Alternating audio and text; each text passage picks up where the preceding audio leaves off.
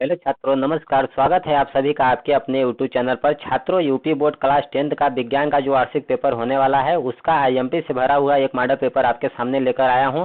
छात्रों, यदि आप इस पेपर से तैयारी कर लेते हैं तो विश्वास मानिए कि आप वार्षिक परीक्षा में बड़े आराम से 60 से 70% अंक लेकर आएंगे। ठीक, तो आप भी यदि विज्ञान में अच्छा अंक प्राप्त करना चाहते हैं तो इस पेपर को पूरा का पूरा जरूर देखें। तो चलिए वीडियो को स्टार्ट करते हैं। इससे पहले यदि आप चैनल पर पहली बार हैं तो चैनल को जरूर सब्सक्राइब कर लें, साथ ही साथ अपने सभी दोस्तों को शेयर करें जिससे उनको भी इस पेपर का बेनिफिट मिल सके। तो चलिए वीडियो को स्टार्ट करते हैं। देखिए छात्रों, एग्जाम में सबसे पहले यहाँ पर आपके सामने कुछ निर्देश आएगा। इन निर्देशों को आपको अच्छी तरह से पढ़ लेना है। अब चलिए डायरेक्ट हम क्वेश्चन दिखाते हैं आपको क्या क्या दिए गए हैं।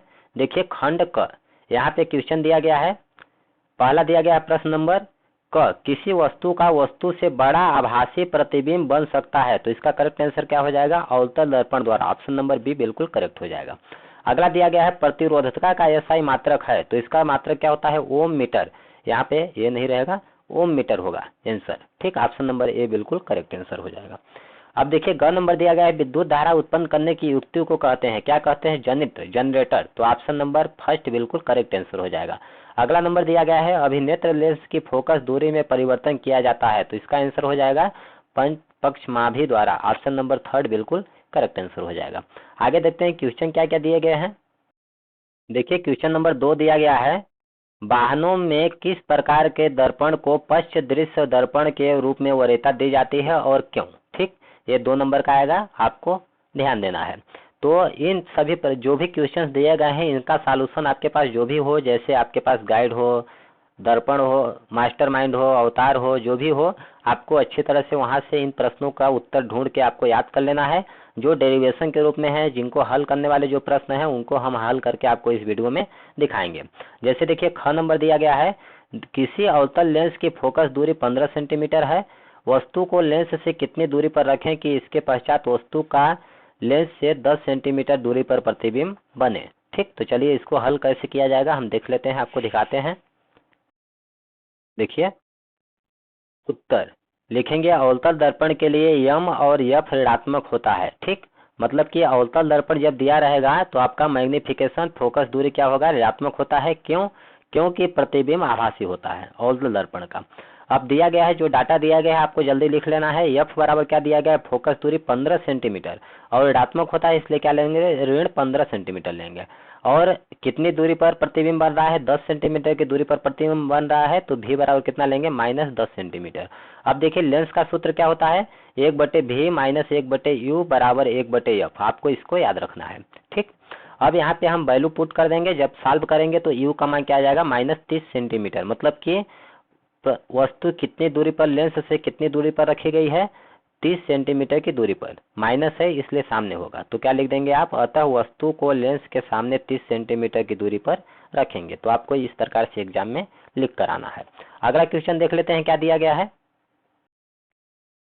देखिए अगला नंबर दिया गया है, जरा दृष्टि दोष क्या है, इसका निवारण कैसे होता है। ठीक, तो आपको इनका उत्तर सर्च करके खोज के अपने गाइड से जो भी होगा याद कर लेना है अच्छी तरह से। यदि आप सभी प्रश्नों का उत्तर पाना चाहते हैं तो आप कमेंट में हमें जरूर बताएं, हम आपको प्रोवाइड कर देंगे। अगला नंबर देखिए क्या है, प्रकाश के परावर्तन के नियम लिखिए। तो आप नियम तो लिख लेंगे। अब 20 सेंटीमीटर वक्रता त्रिज्या वाले अवतल दर्पण के सामने पहला नंबर दिया गया है 5 सेंटीमीटर दूरी, दूसरा 15 सेंटीमीटर की दूरी पर कोई वस्तु रखने पर प्रत्येक स्थिति में प्रतिबिंब कहाँ और कैसे बनेगा आपको याद करना है। तो चलिए हम इसको आपको दिखाते हैं ज्ञात करके।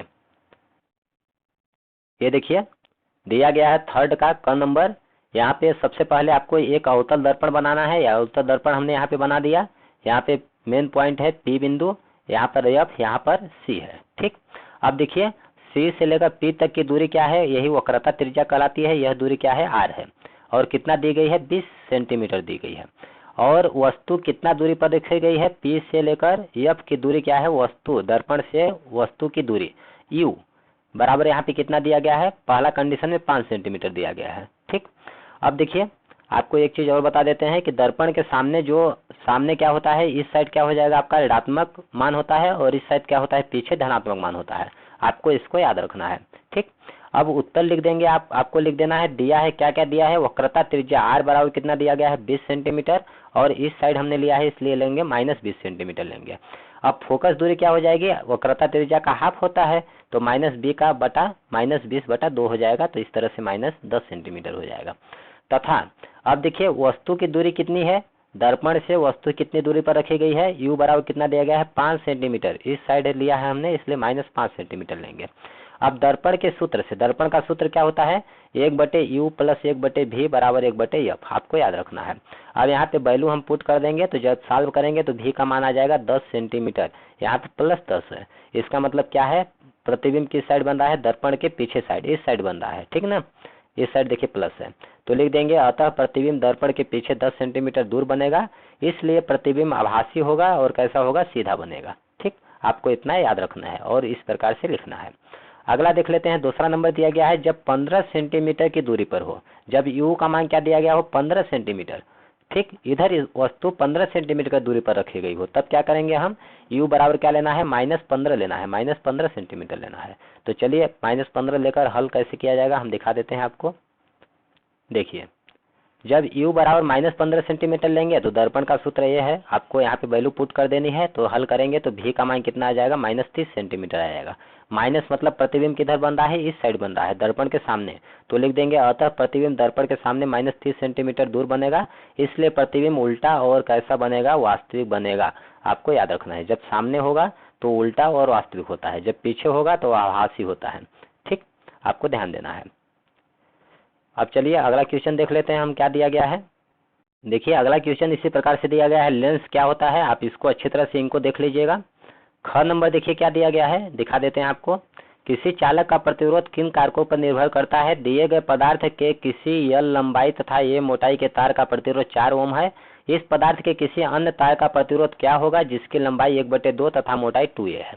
अथवा में देखिए क्या दिया गया है, विद्युत विभवांतर की परिभाषा लिखिए तथा मात्रक लिखिए। 10 ओम, 20 ओम, 30 ओम के प्रतिरोध यदि पहला समांतर क्रम में जोड़े गए हों, दूसरा कंडीशन श्रेणी क्रम में जोड़े गए हों, तो समतुल्य प्रतिरोध हमें ज्ञात करना है, समतुल्य प्रतिरोध की गणना करनी है। तो चलिए हम आपको दिखा देते हैं कैसे गणना करेंगे आप। देखिए यहाँ पर सबसे पहले विद्युत विभवांतर का परिभाषा आपको लिखना है, तो लिख देंगे उत्तर में, इकाई धनावेश को एक बिंदु से दूसरे बिंदु तक जाने में किए गए कार्य को उन दो बिंदुओं के बीच का विभवांतर कहते हैं।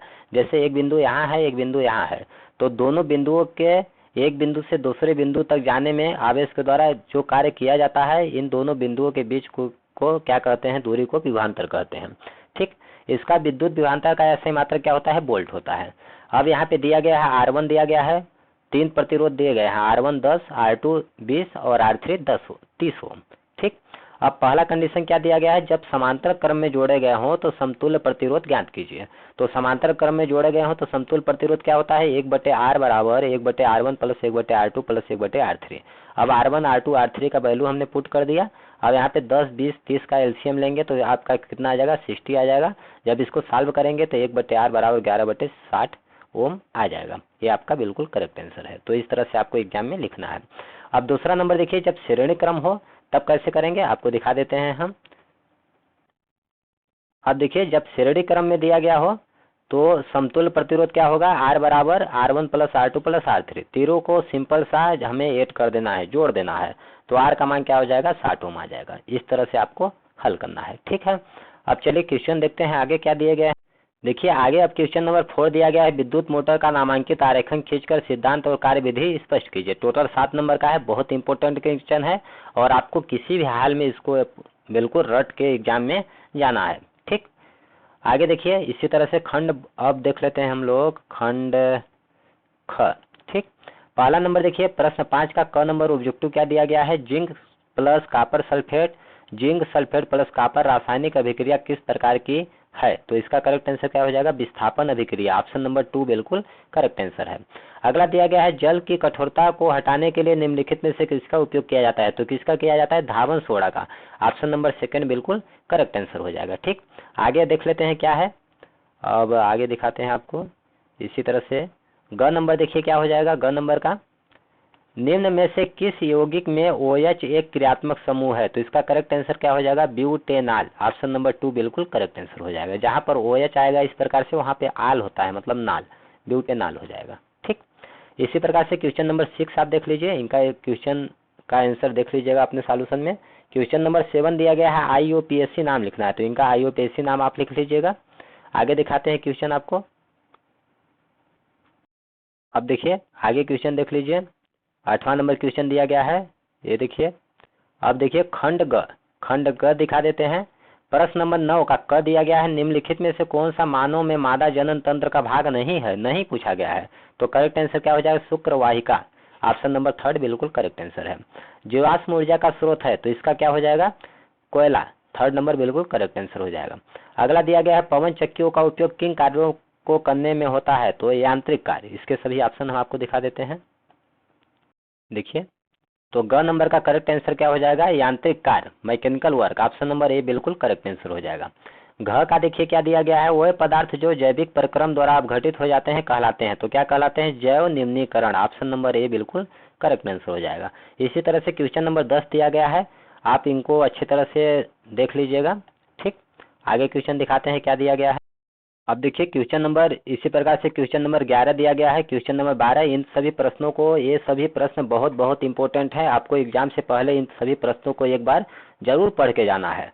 छात्रों, यदि इसका आप PDF पाना चाहते हैं तो हमारे टेलीग्राम के चैनल का लिंक इस वीडियो के डिस्क्रिप्शन में दिया गया है, आप हमारे टेलीग्राम को ज्वाइन कर लें, हम वहाँ पे आपको इसका PDF प्रोवाइड कर देंगे। और मैं आपको एक बात और बता दूं कि यदि आपका पेपर एग्जाम से पहले लीक होता है, वायरल होता है, कहीं से हमें मिलता है, तो हम अपने टेलीग्राम चैनल पर आपको प्रोवाइड कर देंगे। तो इसलिए आप हमारे टेलीग्राम को चैनल को अभी के अभी ज्वाइन कर लें।